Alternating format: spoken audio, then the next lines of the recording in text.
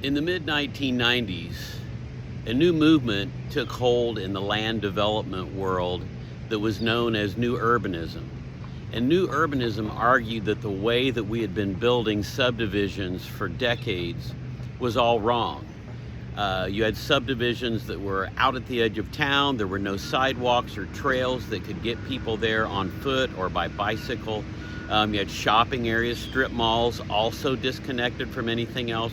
So if you needed anything, to get home, to get to church, to get to school, to do your shopping, for everything, you had to get in a car and drive.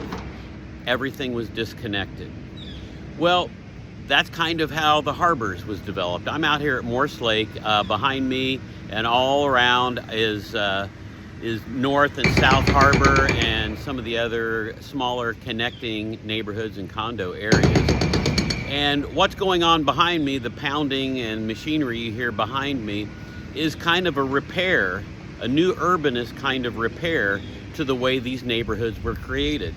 You know, just behind the condos, behind me there, is a shopping area that was created back in the 1970s. And when that was built, there were no sidewalks to take you there from most of the neighborhoods that surrounded this area. You had to drive there, and then you had to drive back home. And this was all disconnected from Noblesville, though this was part of Noblesville.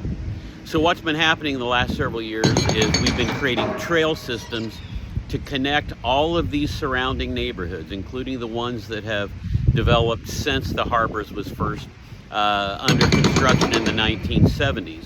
And this big project behind me on Little Chicago Road is all about connecting the sections on both sides of this little section of Morse Reservoir.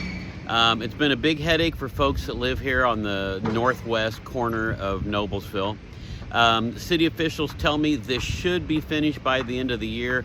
I think they were hoping it would be done by November, but they've run into some utility movement delays that have forced it back certainly till the end of the year. So will be a big improvement with it when this is all finished for traffic, but also for people moving around on foot or on bicycles, which we see a lot more of these days.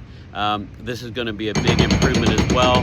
I know I'll probably access this on my bicycle next year when everything is said and done.